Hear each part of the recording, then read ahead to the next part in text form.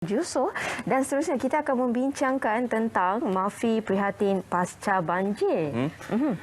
Dan kita terus saja bersama dengan Datuk Hastina Abdul Hamid yang merupakan Ketua Setiausaha Kementerian Pertanian dan Industri Makanan. Terima kasih kerana bersama kami, Datuk. Sebenarnya satu usaha yang berterusan, semua pihak terlibat. Kita mulakan dengan membincangkan kesan banjir ini kepada industri agro-makanan itu sendiri. Silakan. Ya. Bismillahirrahmanirrahim.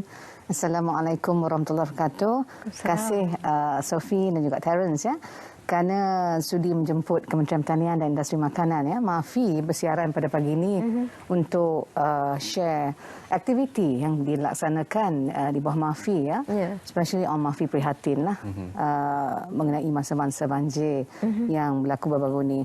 Jadi Kementerian Pertanian dan Industri Makanan kita turut bersempatilah ke atas musibah yang berlaku yang melibatkan mangsa-mangsa, especially kalau di bawah Kementerian Pertanian ni kita melihat kepada golongan sasaran kita lah ya, golongan petani, peternak, nelayan dan juga usahawan tani yang terjejas akibat banjir yang melanda baru-baru ini ya. Jadi langkah awal yang diambil oleh Mafi, kita memang ada bilik gerakan lah di Mafi sendiri. Dan bilik gerakan tu untuk makluman Sophie dan juga Terence ya, kita dah bermula sejak zaman pandemik lagi lah, since 2020 untuk memberi bantuan kepada mangsa-mangsa yang terlibat.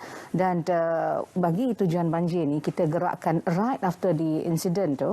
So seawal 18 bulan Disember kita gerakkan bilik gerakan Mafi ni selama everyday lah, setiap hari sehingga malam untuk memastikan maklumat-maklumat yang kita terima ni berkenaan golongan sasaran tu dapat kita kumpulkan ya, the right data di peringkat kementerian dan juga di pelbagai jabatan di peringkat negeri ya, yang melibatkan Mafi. Sebab kita ada Mafi Inc di peringkat negeri lah.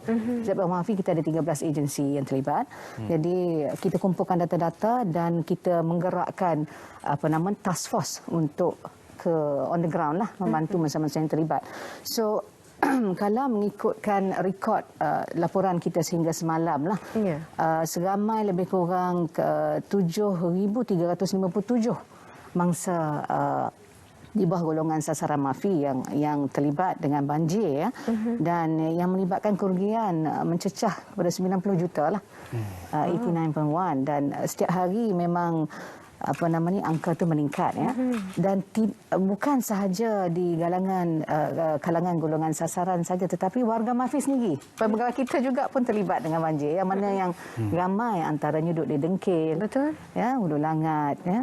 So warga Mafi saja lebih kurang 723 warga kerja kita yang terlibat dengan banjir ya. Dan kita telah pun banyak menggerakkan kumpulan-kumpulan lah ke bawah untuk membantu golongan yang terlibat. Baik Datuk, dan antara bentuk aktiviti dan juga jenis bantuan lah yang telah pun dilaksanakan oleh Mafi sendiri antaranya. Okey, Mafi telah menggerakkan semula Mafi prihatin ya, macam saya sebut tadi, kita telah bermula inisiatif ni berterusan lah. Dia lebih konsep kita lebih kepada reach out ya, kepada golongan yang terlibat, yang tidak terhad kepada bencana sahaja, tapi malah perkara yang melibatkan dalam mengganggu, menjejaskan ekosistem sektor agromakanan negara.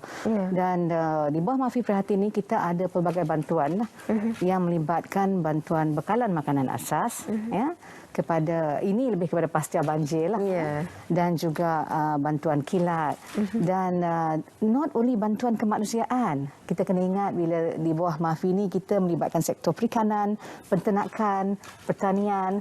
Jadi mangsa-mangsa juga terdiri daripada kalangan haiwan ternakan, juga haiwan peliharaan. Jadi kita ada we have initiated team di bawah Jabatan Veterina untuk membantu haiwan-haiwan peliharaan ni.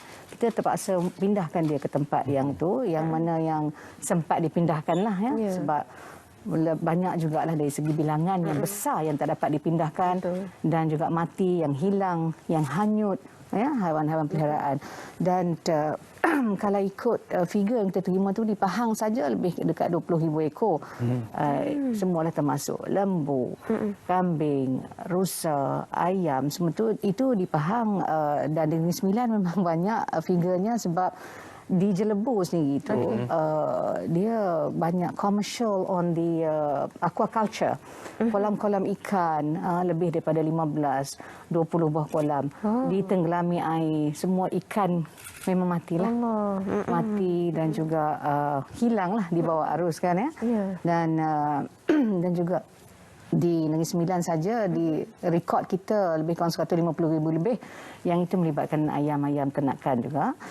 Di Selangor about a few hundreds haiwan ternakan. Dia lebih kepada lembu juga kambing lah ya.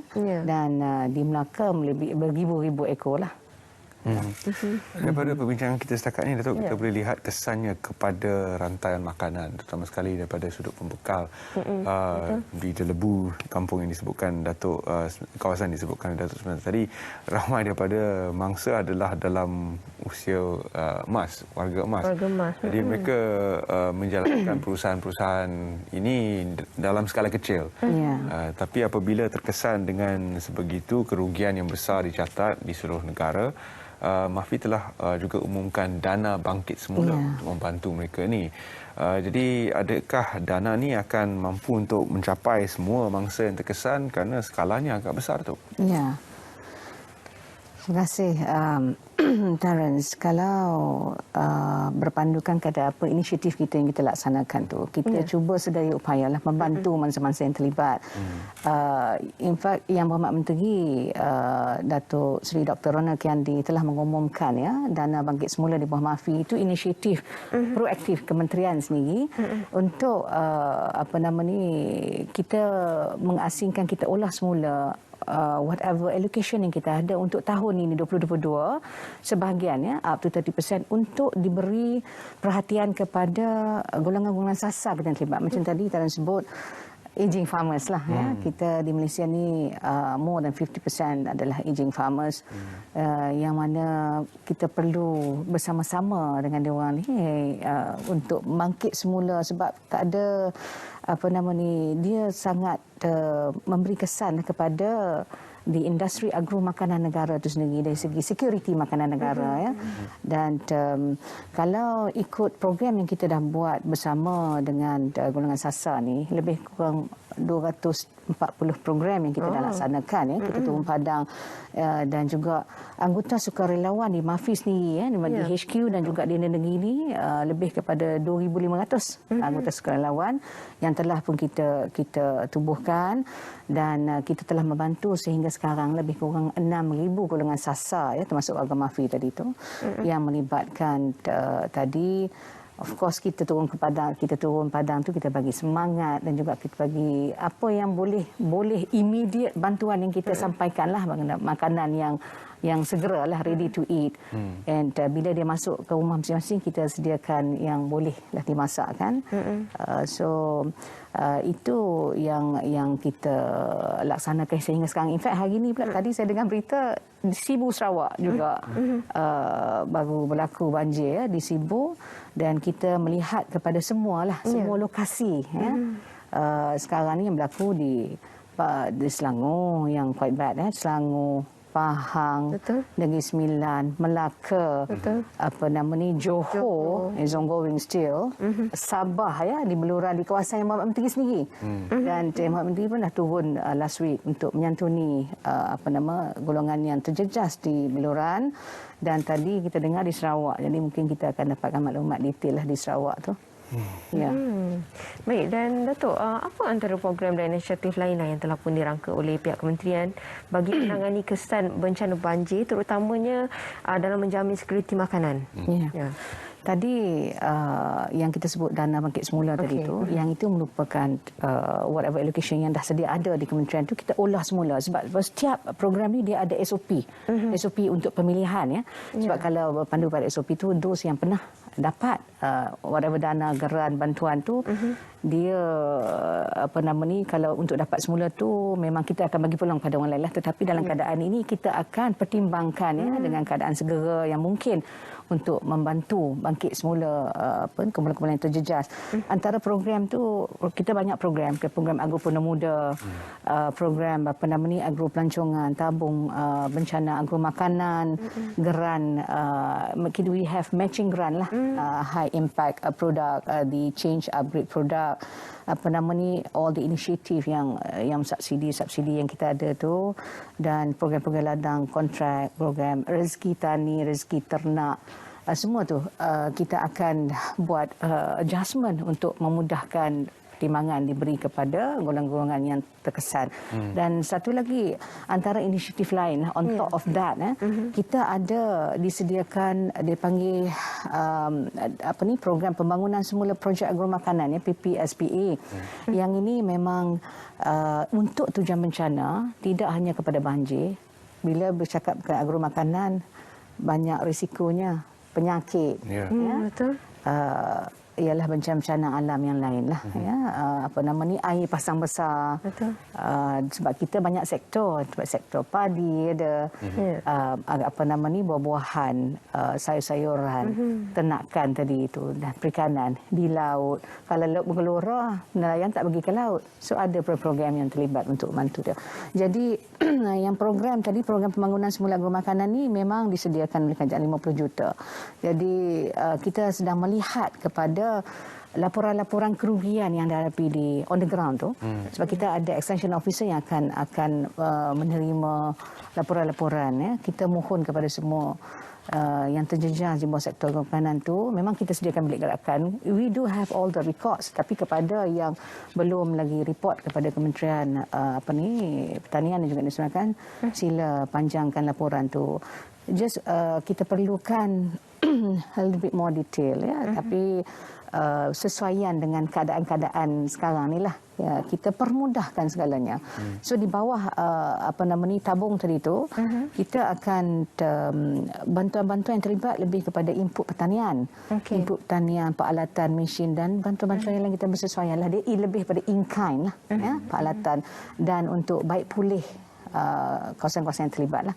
Sebab I think kita bincang tadi, memang bila kita pergi ke lawatan ke tapak tu, dia wash away everything, memang sedihlah kita lihat keadaan yang berlaku di situ, sebablah dan kita difahamkan kejadian ni 50 tahun dulu pernah berlaku in 1971, seakan-akan, tetapi katanya yang ini kesannya amat teruk, ialah as compared to the previous one. Datuk, apakah kita mampu merancang kehadapan untuk future proof kawasan-kawasan yang menjadi kawasan pengeluar kepada industri agromakanan, terutama sekali kawasan penternakan dan pertanian yang disebutkan Datuk tadi. Mereka merupakan petani yang berusia, namun dalam pada itu terpaksa juga untuk menanggung kerugian daripada apa yang berlaku ini. Jadi apakah harapan Datuk supaya kita boleh membendung perkara ini daripada berlaku sekali lagi, ataupun memberikan langkah-langkah mitigasi yang sesuai kepada mereka untuk merancang kehadapan? Yes, Lawrence. Baru-baru ni kita, that was last year, we have announce our dasar agromakanan 2.0, di mana di dalam tu ada pelbagai teras. Yang aging farmers tu memang antara agenda yang kita akan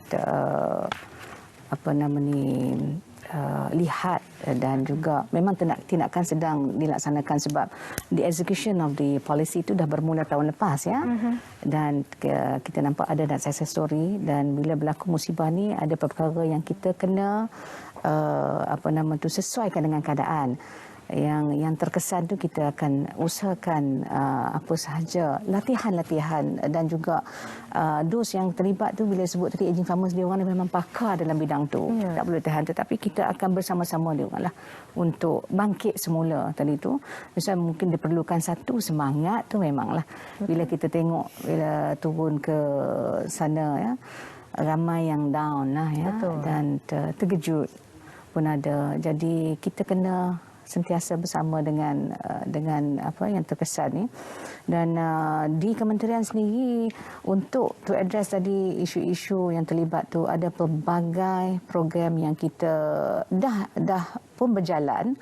Dan bila musibah berlaku ni kita buat sikit adjustment lah untuk sesuai dengan keadaannya, untuk membantu ya semua yang terjejas ni bersama-sama sebagai satu keluarga Malaysia lah, untuk memastikan di security makanan negara tu tidak terjejas dalam ekosistem yang baiklah. Baik. Dan mungkin Datuk boleh kongsilah daripada harapan daripada pihak kementerian sendiri kepada masyarakat luar sana, khususnya berkenaan dengan memastikan kebajikan golongan sasar akan terus diberi perhatian dan disantuni, Datuk. Harapan kementerian selaras dengan harapan kerajaan lah ya, negara kita.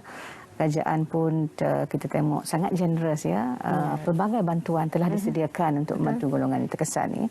Dan kita bersama dengan kerajaan untuk menyuntik semangat tadi tu. Menyuntik semangat lah. Memang ada yang bila kita turun ke bawah tu yang dah macam frustrated, yang tak nak lagi berkecimpung di dalam sektor tu, kita ada bawa, kita adalah psychology department yang bersama-sama kita untuk tengok approach yang terbaik, pendekatan yang terbaik untuk kita bersama bawa dia kembali, sebab kepakaran dia sangat penting. Untuk kembali gemilang lah, cemerlang dalam penawaran dalam sektor agromakanan. Datuk telah mengatakan bahawa kerugian terus dicatatkan. Kita belum lagi menilai sebenarnya kerugian itu. Jadi apakah sasaran kita bergerak ke hadapan untuk memastikan ada jumlah dana yang sesuai untuk membantu mereka ni? Kerana kerugian tu masih belum dicatat. Bagaimana untuk kita mengagak ke hadapan, Datuk? Kalau ikut kerugian tadi saya dah sebut close to 90 million lah. Yang itu masih ada yang anggaran dan masih kita melihat kepada detail untuk kerugian tu.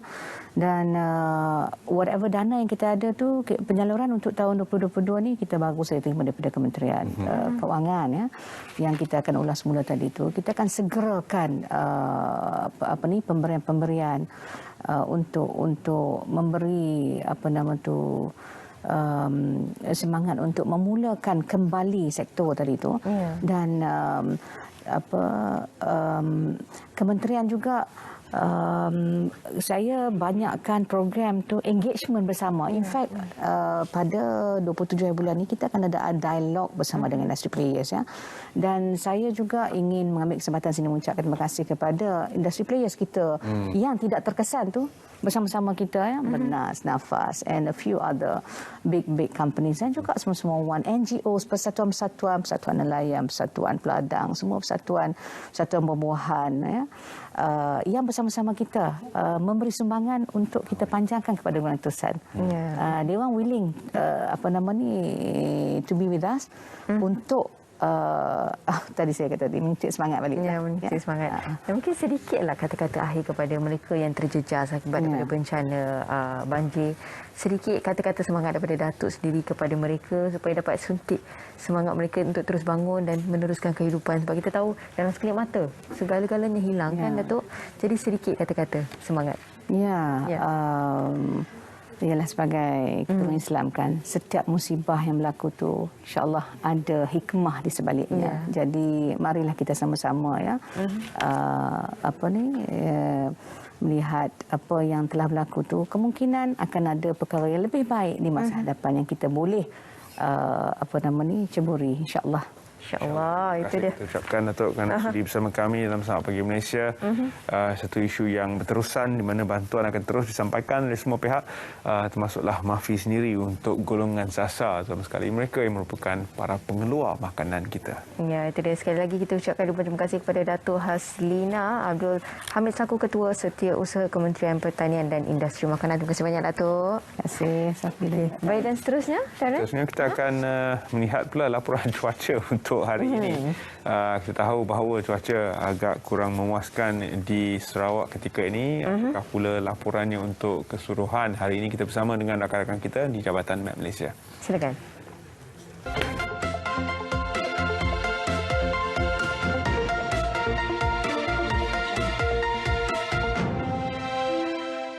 Assalamualaikum dan salam sejahtera. Laporan cuaca pagi ini kita mulakan dengan amaran yang sedang berkuat kuasa. Yang pertama, amaran waspada dan buruk berkuat kuasa di Sarawak Barat dan Tengah negeri berkenaan. Dinasihatkan penduduk sekitar kawasan tersebut agar sentiasa semak amaran yang terkini dari Map Malaysia, mematuhi arahan pihak berkuasa dan juga menyediakan langkah jika berlakunya banjir. Bagi amaran yang seterusnya iaitu amaran kencang dan juga laut bergelora menggambarkan keadaan yang tidak sesuai bagi mereka yang ingin turun ke laut, lebih-lebih lagi di Laut Cina Selatan kerana kategori pertama, kedua ini berbahaya ke atas semua aktiviti melibatkan bot-bot kecil, sukan laut, rekreasi laut, perkapalan, pantai dan juga perkhidmatan feri. Amaran ini berterusan sehingga 16 Januari 2022. Kita beralih ke paparan imej kemeradian yang terkini pula, keadaan yang sesuai bagi mereka yang ingin melakukan aktiviti kerja di luar rumah kerana keadaan cuaca cerah dan tiada hujan dijangkakan berterusan sehingga ke malam ini di kawasan semua negeri semenanjung Malaysia buat masa ini. Keadaan yang sebaliknya berlaku di sekitar negeri Sarawak kerana aktiviti kelembapan yang tinggi terdapat di kawasan negeri Sarawak. Lebih-lebih lagi hujan lebat sedang berlaku di kawasan bahagian Bintulu dan sepanjang perairan negeri Sarawak di sini. Dan Map Malaysia menjangkakan ia bakal berterusan sehingga ke malam ini. Meskipun begitu, hujan di satu dua tempat terdapat di kawasan pedalaman bahagian Sanakan negeri Sabah dan juga sedikit di Tawau dan juga Lahad Datu negeri Sabah. Dan Map Malaysia menjangkakan keadaan ini akan lebih meluas di kawasan negeri Sabah, lebih-lebih lagi di semua bahagian negeri berkenaan menjelang pada petang nanti. Baiklah, sekian dahulu laporan cuaca buat pagi ini. Dapatkan informasi cuaca di laman Sesaung dan juga media sosial kami. Saya Abdul Aizat. Assalamualaikum.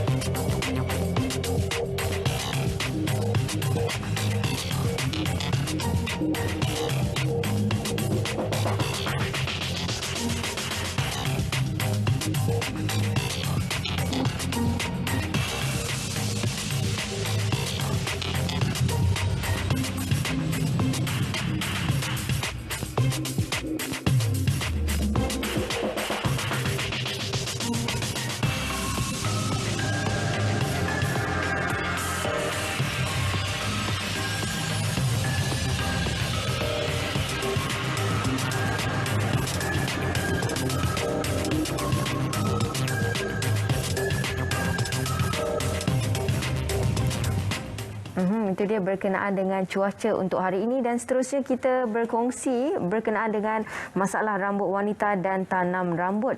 Bersama dengan saya di studio, saya kongsikan iaitu Dr. Syahrul Sulaiman dan juga Dr. Dina. Assalamualaikum. Salam. Okey, jadi hari ini kita akan memberi solusi kepada anda yang mempunyai masalah rambut khususnya. Dan kalau kita tengok di hadapan kita ada beberapa rangkaian produk lah. Dan yang pertama sekali saya nak terus bertanya kepada Dr. Syah, mungkin boleh kongsikan apakah tanaman rambut dibolehkan dan perlu untuk kaum wanita? Silakan. Tanam rambut kalau daripada segi hukum Islam, hukumnya harus dengan syarat, dengan certain syarat lah. Tapi rambut ni yang penting dia adalah orang kata mahkota untuk wanita, bukan saja untuk lelaki. Jadi apabila seorang wanita tu kehilangan banyak rambut, dia akan memberikan impak emosi kepada dia. Betul. Kurang kepercayaan diri. Betul. Jadi untuk berjumpa dengan orang lain semua dia malulah. Jadi biasanya wanita kan kita rasa macam bila kat rumah, bila buka tudung sebagainya kan rasa macam rasa macam nak juga kelihatan cantik, doktor, kan. Okey, dan selain daripada itu, apa antara faktor yang menyebabkan rambut kukuh selepas bersalin, Dr. Dina? Okey, sebenarnya adalah ramai wanita selepas bersalin sebenarnya agak normal untuk mengalami masalah keguguran rambut yang banyak, terutamanya lebih kurang 3 ke 6 bulan selepas tempoh bersalin. Faktor keguguran rambut selepas bersalin ni adalah disebabkan oleh gangguan kepada hormon, perubahan pada hormon semasa bersalin dan semasa mengandung. So semasa mengandung tu wanita tersebut biasanya paras hormon seperti hormon estrogen, progesteron, HCG yang meningkat secara mendadak. Tapi selepas bersalin, hormon tersebut akan turun ke paras yang normal. Perubahan hormon tersebut yang menyebabkan rambut wanita itu akan gugur dengan banyak. Tapi jangan risau, sebenarnya masalah keguguran rambut selepas bersalin ini biasanya sementara. Cuma akan berlaku kebiasaannya 3 ke 6 bulan, kemudian dia akan kembali normal. Okey, jadi itu bukanlah satu yang luar biasa doktor kan? Itu satu perkara yang normal lah. Dan antara solusinya juga yang ada macam mungkin ada tak macam kesan sampingan daripada shampoo ke yang juga memberi kesan kepada rambut kita wanita yang khususnya yang mengandung ke kan, mungkin menyebabkan ia lebih gugur. Ada tak efek macam tu ke? Kalau kita ikut kajian terkini atau produk-produk yang ada di pasaran sekarang adalah dikira agak selamat berbanding dengan berpuluh-puluh tahun yang lepas. Biasanya produk penjagaan rambut puluhan tahun yang lepas banyak mengandungi kimia yang boleh merosakkan kulit kepala dan rambut. Tapi produk sekarang di pasaran ni dikira agak selamat dan tidak menyebabkan masalah keguguran rambut. Okey, dan jenis rawatan tanaman rambut ni lah ada beberapa jenis kan? Dan mungkin boleh kongsikan juga doktor. Sebenarnya tanam rambut atau prosedur tanam rambut atau kita panggil hair transplant untuk wanita, sebenarnya bukan semua wanita yang mengalami masalah rambut ni boleh membuat hair transplant atau tanam rambut. Sebenarnya masalah penipisan rambut, keguguran rambut di kalangan wanita ni ada beberapa punca. Jadi bukan semua wanita yang ada masalah rambut jarang, botak tu boleh buat hair transplant. Sebab tu sebelum kita buat prosedur tanam rambut adalah penting untuk wanita atau pesakit tersebut untuk datang ke klinik untuk jumpa doktor untuk membuat pemeriksaan supaya kita tahu apa punca sebenar masalah keguguran rambut atau kebotakan penipisan rambut yang dialami oleh wanita tersebutlah. So kita tak boleh main terus tanam rambut tak. Kita mesti tahu diagnosis yang betul dulu dan kita akan rawat dan kita akan tengoklah sama ada tanam rambut atau hair transplant tu boleh dibuat atau perlu untuk wanita tersebut. Okey, jadi dia sebenarnya bergantung kepada keadaan rambut kita lah doktor kan, bukannya boleh terus buat keputusan terus nak buat treatment dan sebagainya kan. Okey, dan selain daripada itu mungkin boleh kongsikan jugalah antara keperluan untuk kita tanam rambut selain daripada yang doktor kongsikan tadi kan, keperluan lain yang perlu untuk kita sebagai wanita untuk tanam rambut. Okey, prosedur tanam rambut ni khususnya adalah untuk wanita yang mengalami sejenis masalah penipisan atau rambut yang jarang, iaitu female pattern hair loss atau dalam perubatan dikenali sebagai androgenetic alopecia. Di mana kalau di kalangan lelaki, ramai di kalangan lelaki yang kita nampak masalah pembotakan tu disebabkan oleh male pattern baldness, di mana wanita pun boleh mengalami masalah rambut yang sama. Di mana wanita tu akan mengalami penipisan atau kebotakan di bahagian rambut depan dan tengah. So mereka ni lah yang khususnya boleh membuat rawatan hair transplant atau tanam rambut. Itulah antara golongan yang lebih sesuai untuk membuat rawatan tersebut. Okey, dan bagaimana sekiranya para penonton luar sana yang sedang menonton sekarang ini berminat untuk membuat rawatan rambut dan juga hair transplant? Jadi saya rasa yang penting sekali itu sebelum bagi siapa saja yang ada masalah rambut, yang penting sekali adalah untuk mendapat konsultasi dengan doktor dahulu. Yang pertama. Untuk dapatkan punca dia dan adakah sesuai ataupun tidak untuk buat hair transplant. Untuk menghubungi kami boleh lihat kita punya social media Dr. Shah Hair Clinic. So, kami juga ada cawangan di Kuantan dan di Johor Bahru. Tapi yang penting sekali bagi sesiapa saja ada masalah rambut, yang penting adalah untuk mendapatkan pemeriksaan dan konsultasi dengan doktor dulu. Okey, yang pertama itu dapatkan konsultasi dulu, baru kita tahu apa masalah rambut kita yang sebenar dan solusi yang terbaik untuk rambut kita kan. Okey, itu dia. Dan sekali lagi mungkin boleh wawarkan di mana lokasinya, mungkin ada nombor telefon ataupun media sosial yang lain, doktor? Utama kami berada di Subang Jaya SS15. Boleh kontak nombor 0199806377. Okey, ataupun boleh kontak di kita punya Facebook ataupun Instagram, di mana kami akan melayan sekali DM ke mesej. Dan yang penting sekali, jika anda ada masalah rambut, okey, bertindak awal. Ada orang je tunggu sampai rambut tu dah tak ada. Betul.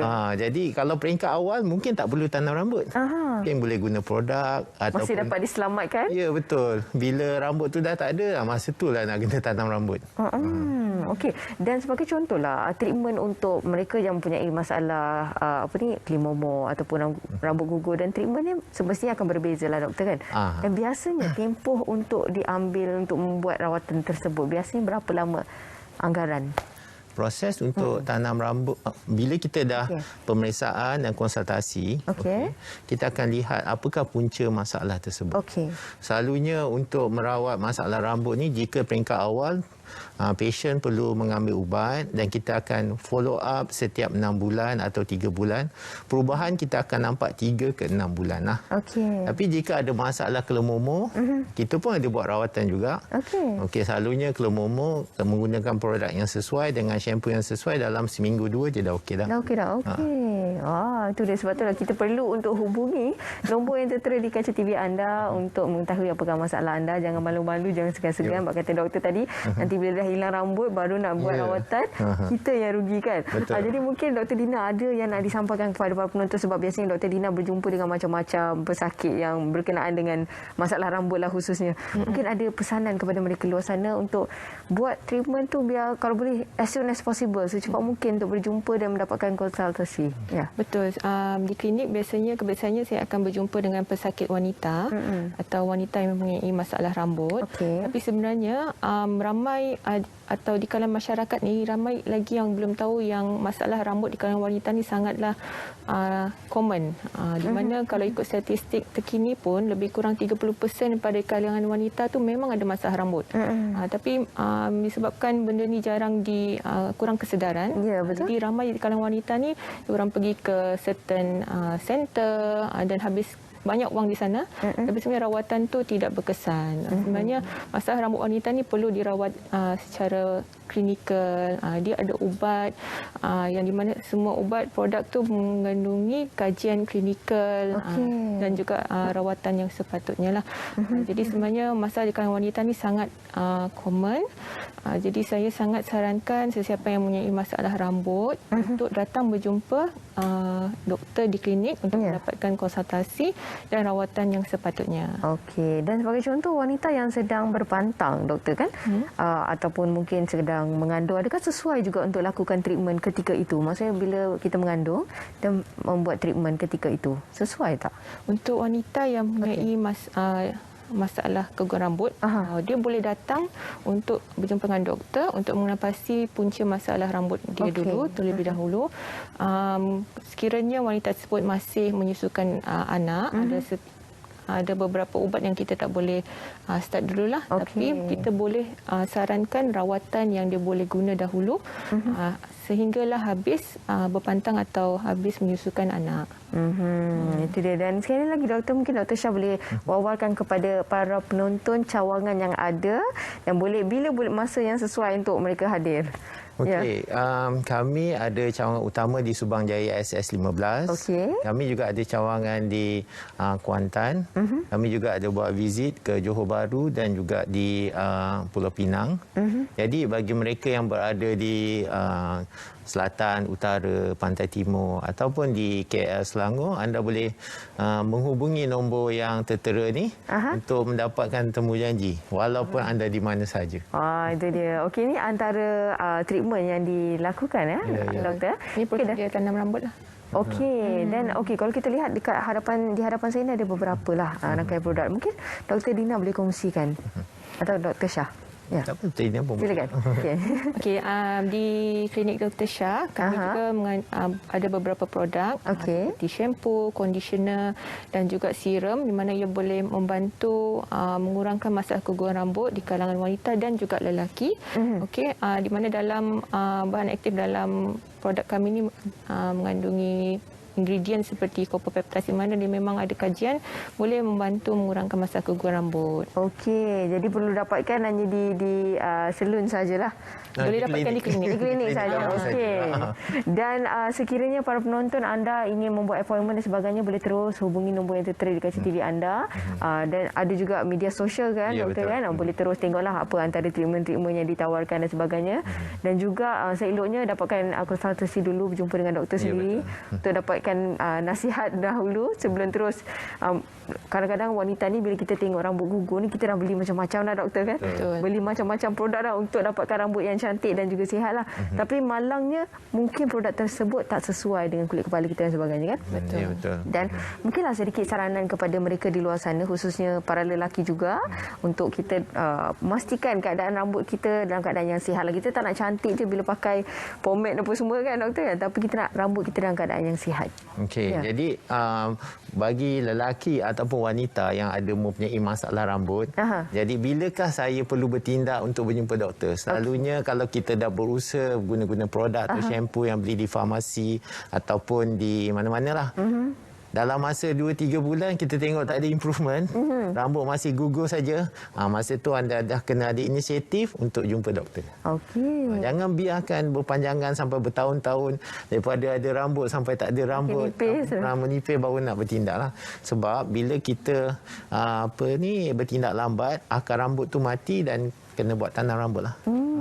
Okey. Dan biasanya kan kalau macam lelaki, usia berapa yang sesuainya untuk mendapatkan konsultasi sebagainya doktor? Sebenarnya masalah rambut untuk lelaki boleh bermula seawal umur 16 ke 18 tahun. Jadi tetapi sebenarnya dia tak ada had usia. Okey. Jadi jika anda ada masalah rambut, tak kira usia berapa pun, datang buat rawatan. Terus buat rawatan kan? Rawatan ataupun konsultasi dahulu. Okey. Dan adakah sebenarnya masalah rambut ini berpunca daripada pemakanan kita juga doktor? Sebenarnya majoriti masalah rambut lelaki ataupun wanita puncanya adalah genetik lah. Genetik. Ada kena-mengena dengan genetik. Pemakanan tu sebenarnya tak ada lah. Banyak mitos-mitos lah mengatakan buat makan makanan segera lah kan. Habis dah rambut. Rambut gugur ke apa semua. Tapi tak adalah. Itu semua mitos saja. Okey, maksudnya dia melibatkan faktor genetik lah. Jadi kalau dah tahu genetik. Salah satu tu adalah genetik. Okey, salah satunya. Okey, jadi kalau kita dah tahu genetik kita, mungkin ada masalah rambut gugur ke rambut nipis dan sebagainya. Terus cepat dapatkan rawatan untuk memastikan rambut kita dalam keadaan yang sihat lah. Okey, dan akhir kata daripada Dr. Dina sendiri kepada para penonton yang sedang menonton sekarang ini? Akhir kata saranan saya kepada sesiapa yang mempunyai masalah rambut, tak kira wanita atau lelaki, jangan segan-segan untuk berjumpa dengan doktor di klinik. Anda boleh hubungi kami untuk membuat konsultasi dan juga pemeriksaan. Macam Dr. Syah cakap tadi, benda ni atau masalah rambut ni sebaiknya adalah untuk kita mula rawatan tu pada peringkat yang awal.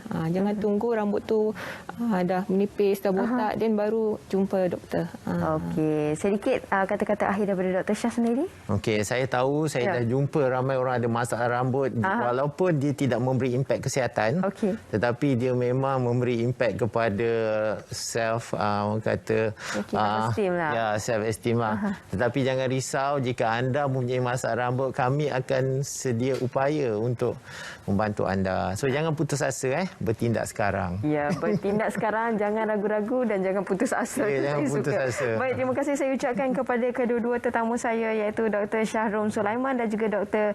Dina. Jadi anda semua boleh terus hubungi nombor yang tertera di kaca TV anda sekarang ini dan terus mendapatkan konsultasi ataupun terus mendapatkan rawatan bergantung kepada masalah anda, masalah rambut anda khususnya. Mungkin ada rambut gugur, rambut kimomo dan sebagainya. Dan seterusnya kita akan berkongsi berkenaan dengan berita harian. Jadi silakan.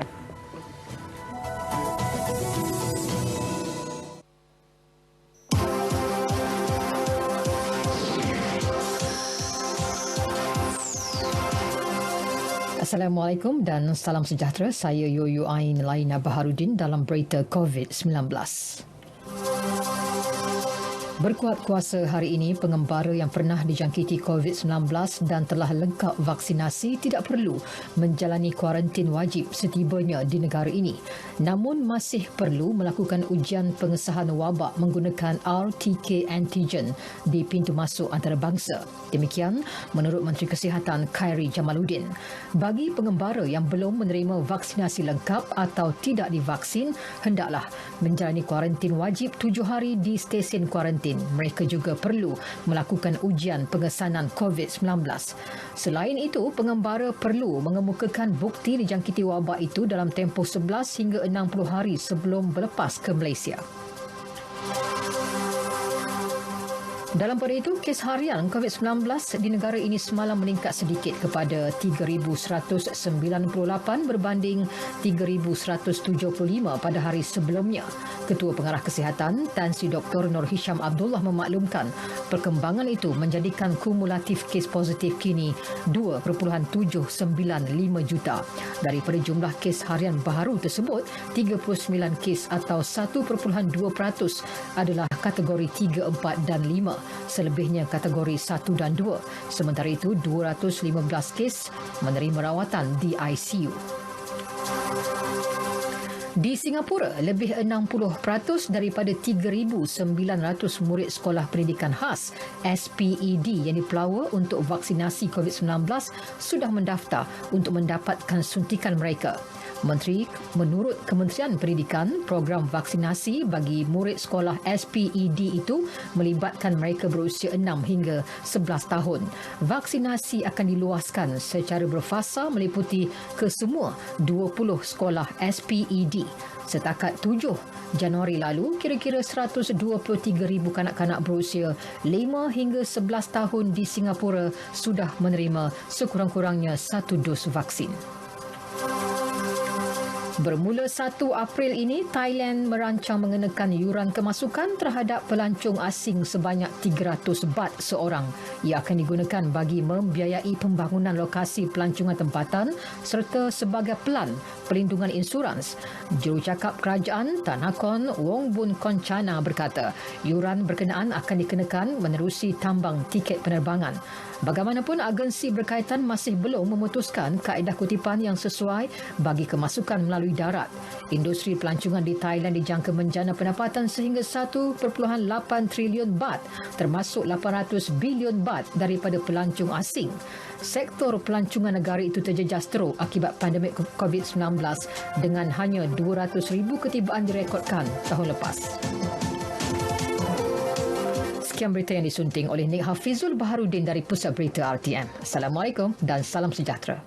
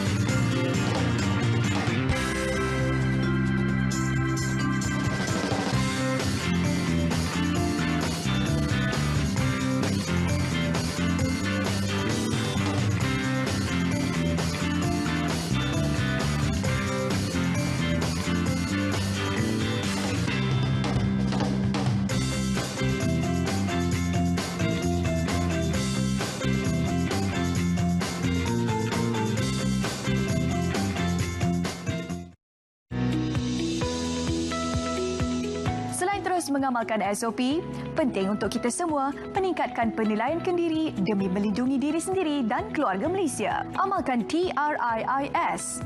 T. Test. Segera lakukan ujian pengesanan COVID-19 kendiri sekiranya alami simptom. R. Report. Laporkan keputusan ujian pengesanan di MySejahtera. I. Isolate. Lakukan kuarantin kendiri sekiranya positif. Patuhi perintah HSO yang telah ditetapkan oleh Kementerian Kesihatan Malaysia. I. Inform. Maklum kepada kontak rapat sekiranya anda didapati positif. Maklumkan juga kepada CAC berhampiran sekiranya situasi kesihatan diri semakin merosot semasa menjalani kuarantin di rumah. S. Seek. Dapatkan rawatan segera di pusat-pusat perubatan berhampiran sekiranya anda mengalami gejala berat seperti sesak nafas dan suhu badan terlalu tinggi. Sayangi diri, keluarga Malaysia. Tapi ada certain klinik lagi lah. Kembali bersama kami dalam Selamat Pagi Malaysia dan kita teruskan siaran dengan membincangkan bagaimana agensi-agensi kerajaan dan juga kementerian-kementerian terus menyantuni golongan yang terkesan akibat daripada banjir. Ya, betul. Dan bersama dengan kita saya kenalkan iaitu Datuk Seri Hajah Rosida Jaafar selaku Ketua Setiausaha Kementerian Wilayah Persekutuan. Assalamualaikum Datuk Seri. Assalamualaikum. Khabar? Baik. Alhamdulillah. Baik, jadi Datuk Seri mungkin boleh kongsi apa yang mendorong Kementerian Wilayah Persekutuan untuk membantu mangsa-mangsa banjir di negeri lain di luar wilayah persekutuan. Silakan. Pada ketika itu kan kita pun dilanda banjir juga di Kuala Lumpur. Tetapi atas sifat orang kata keprihatinan dan dasar kemanusiaan, kita Malaysia, orang Malaysia ni memang orang kata gotong royong, kerjasama, bantu-membantu, memang orang kata itu dah budaya kita. Betul. Jadi atas sifat itu dan orang kata YAB Perdana Menteri pun sering menekankan pasal keluarga Malaysia ni yang orang kata kita ketepikan bangsa, sempadan dan semua. Jadi kita orang kata mengambil keputusan untuk membantu negeri-negeri lain, 5 negeri lain. Ya, wow. Di dalam kawasan wilayah persekutuan pun di Auckland Road, kalau tak silap saya pun ada mangsa-mangsa yang terkesan. Bila saya ke tempat kerja, terpandang juga kawasan-kawasan di mana longgokan sampah di luar rumah pun adalah kawasan yang sebelum ini tidak pernah timpa musibah banjir ini. Jadi apakah bentuk bantuan yang terus disampaikan oleh kementerian kepada mereka yang terkesan? Okey, sama juga di wilayah persekutuan ataupun di luar yang kita tekankan 3 perkara lah. Pertamanya orang kata untuk memberi bantuan dari segi makanan atau bantuan perkara-perkara lain. Kita bawa lilin, kita bawa pampers, kita bawa orang kata tuala wanita. Itu yang mereka perlukan waktu itu. Juga orang kata yang pertamanya kita nak menyelamat, tapi kita ni orang kata tak ada orang kata kepakaran, tapi kita bantulah bawa aset bot semua, bawa lori semua untuk orang kata digunakan oleh APM ke polis ke tentera ke untuk orang kata bertambah aset untuk membantu menyelamat keluarkan mangsa. Ketiganya kita orang kata selepas tu pasca banjir kita bantu membersihkan kawasan tu, keluar sampah. Seperti Terence kata tadi, sampah berlambak-lambak orang kata kan. Kita perlu lori, kita perlu keluarkan dan kita dengan bantuan KPKT juga untuk membuang sampah-sampah ni. Selain itu juga membersihkan kawasan. Kalau kita pernah ke rumah yang terkesan tu, memang kawasannya tu tidak boleh dihuni lagi tanpa pembersihan yang selengkapnya. Dengan akibat daripada pasal banjir tu kan, dengan debu-debunya, dengan bau-bauan, barangan-barangan yang rosak sebagainya kan perlu untuk dibersihkan secara total lah kan, Terence. Baik, dan mungkin Datuk Seri boleh kongsikan jugalah berkenaan dengan kawasan yang dibantu oleh misi bantuan banjir KWP dan agensi di luar wilayah persekutuan, Datuk Seri. Keputusan untuk membantu ni pada 18 Disember oleh Yang Berhormat Menteri Wilayah Persekutuan. Tetapi pada ketika itu juga kita banjir, jadi gerakan tu sedikit lewat lah. Agak terhad lah. Agak terhad.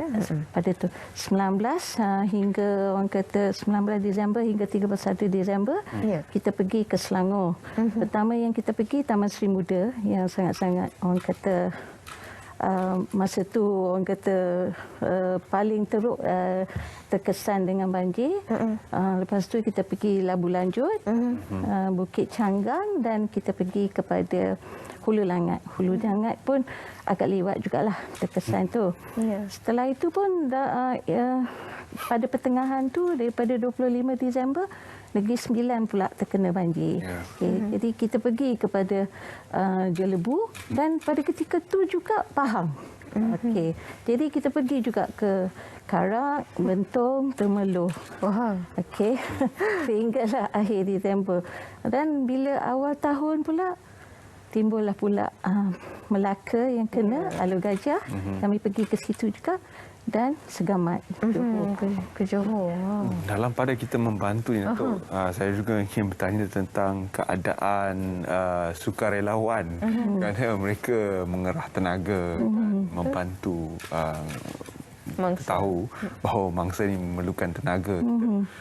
Namun daripada segi kebersediaan mereka sendiri dan juga keadaan mereka, keselamatan mereka dan juga kebajikan sukarelawan, bagaimana sebenarnya keadaan mereka? Ya, saya akuilah mereka memang tak ada kepakaran, tetapi orang kata niat tu dan semangat tu ada.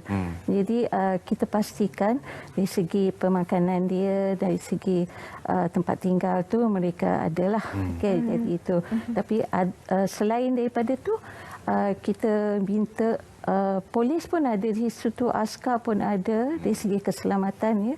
Jadi kalau kita tidak berkepakaran untuk orang kata bantu mengeluarkan masa, kita orang kata tumpu kepada pembersihan kawasan-kawasan awam lah, surau, masjid, rumah ibadat lain, kan, sekolah, itu yang kita tumpukan. Ya.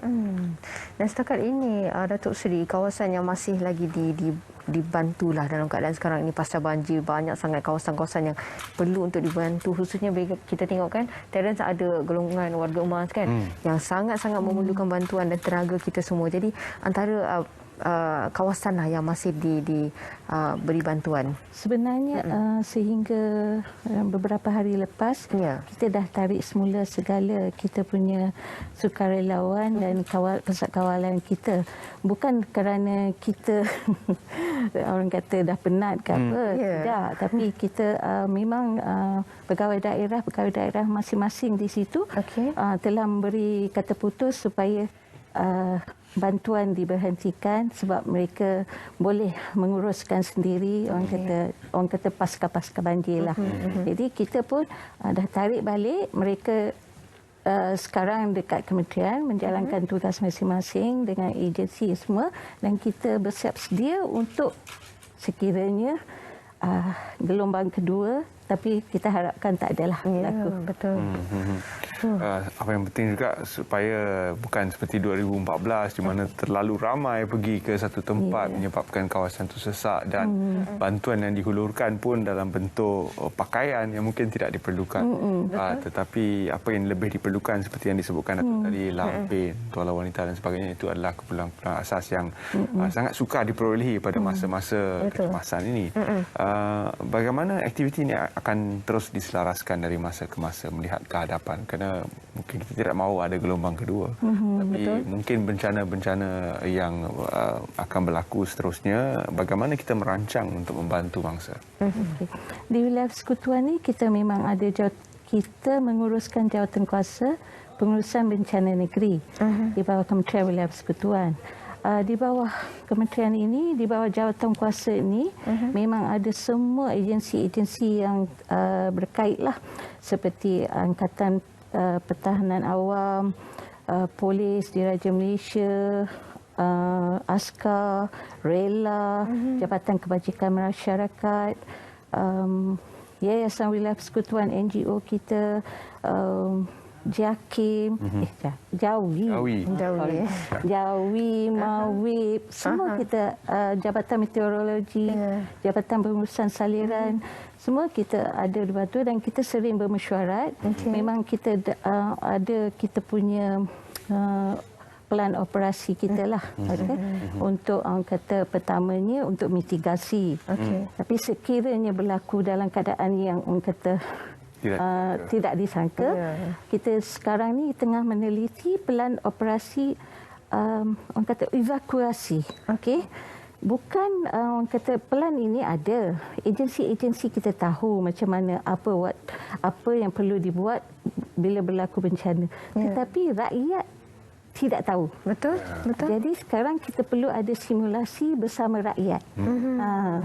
Kita pilih kawasan-kawasan yang sering banjir. Kalau di wilayah persekutuan, orang kata Kampung Periuk, selalu nanti kita akan orang kata bersama dengan Persatuan Penduduk, dengan MPP, dan kita akan orang kata wujudkan satu operasi simulasi lah bersama mereka dalam keadaan banjir nanti macam mana nak keluar daripada kawasan itu.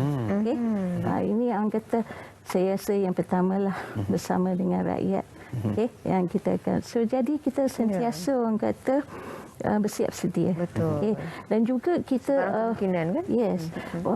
YB Menteri Wilayah pun menyarankan supaya kita menyediakan satu dapur bergerak. Supaya kita boleh bergerak ke wilayah-wilayah lain, negeri-negeri lain untuk membantu. Masya-Allah. Bukan khususnya hanya di sini saja. Orang kata satu negara atas konsep orang kata keluarga Malaysia ni, kita orang kata tiada sempadan dah sekarang. Tidak hanya wilayah persekutuan. Ya. Dan mungkin daripada pandangan Datuk, sudut pandang Datuk Sri sendirilah, mungkin antara bantuan yang akan disalurkan, khususnya sekiranya perkara ini berlaku atau berulang kali, apa antara perkara pertama yang perlu disediakan oleh pihak kementerian sendiri khususnya untuk memberi bantuan, dan mungkin ada rangka-rangka bantuan yang seterusnya yang akan diberikan kepada mereka?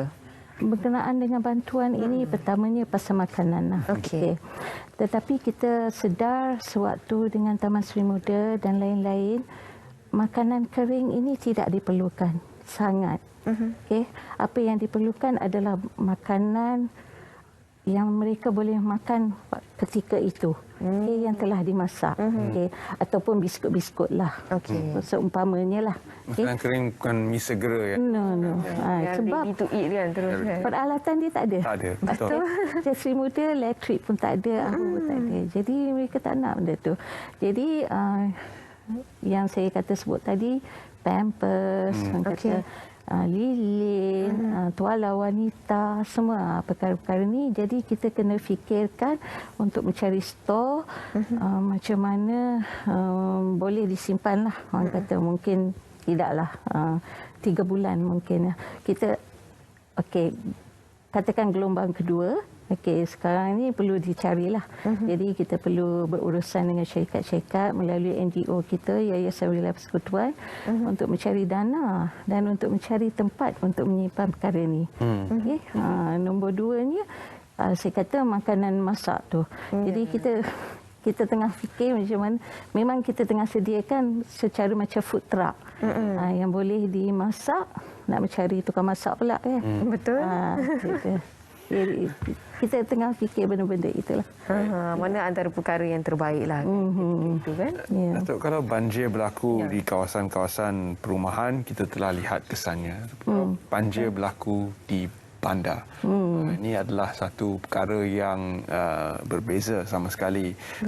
Dan infrastruktur mitigasi utama kita adalah smart tunnel ketika ini. Namun pembinaan terus berlaku di Kuala Lumpur. Ada menara kedua tertinggi di dunia yang mungkin siap 2023. Jadi apakah sebenarnya langkah-langkah mitigasi yang berterusan dari segi infrastruktur dan juga dari segi SOP pembangunan yang sedang dirancang oleh kementerian untuk memastikan bahawa banjir tidaklah berlaku dengan teruk di kawasan bandar?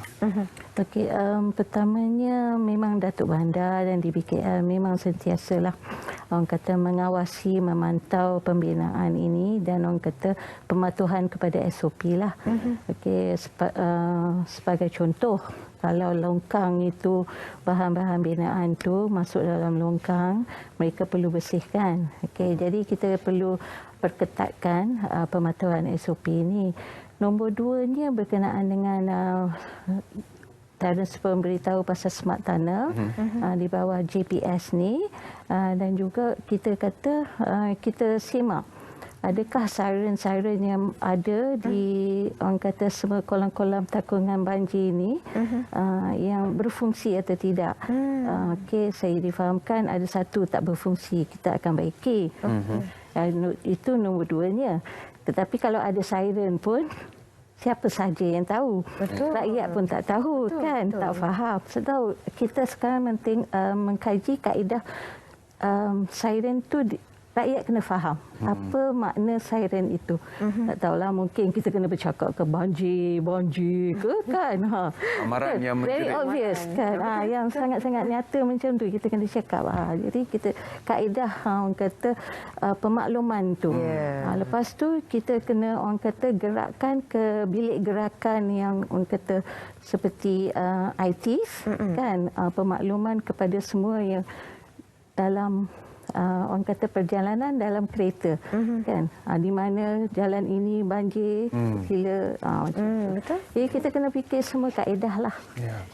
Sekurang-kurangnya untuk maklum rakyat dalam bandar itu. Dan kalau kita lihat Datuk Seri, keadaan di mana kalau di tempat-tempat yang tidak pernah mengalami banjir di sana, dan tahun ini tahun lepas mereka juga diuji dengan musibah banjir ini, dan ini merupakan satu perkara yang luar biasa lah warga Emas yang